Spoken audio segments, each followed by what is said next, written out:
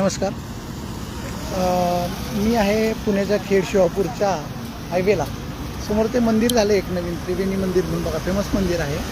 पण मी मंदिर नाही दाखवणार आहे तुम्हाला. मी तुम्हाला एक वेगळं काहीतरी दाखवण्याचा विषय आहे. इथं भाजी मंडई बसते रोडला.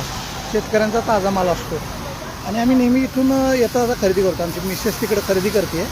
तर विषय असा आहे की इथे एक ताई आहे बघा, मृदुला नावाची. मी तिला नाव विचारलं आत्ता आणि तिने MBA केलेलं आहे. म्हणजे MBA करते ती MBA आणि भाजी विकते. गेली 2-3 वर्ष झालं विकते.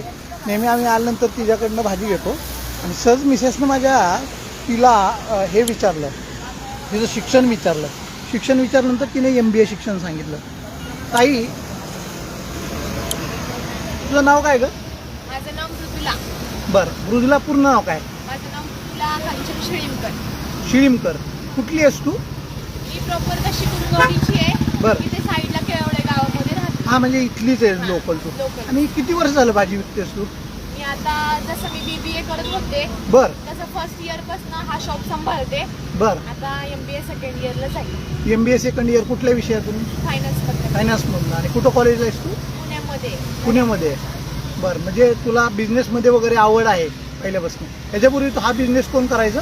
हा बिझनेस माझा भाऊ छोटा रन करत होता. ओके. त्याच्या जोडीला मग मी त्याला मदत करायला सुरुवात केली. मग आता हा सगळा बिझनेस तू सांभाळते. हा. आणि खरेदी वगैरे कोण बघतं? भाऊ बघतो छोटा. कोणाकडनं खरेदी करता तुम्ही?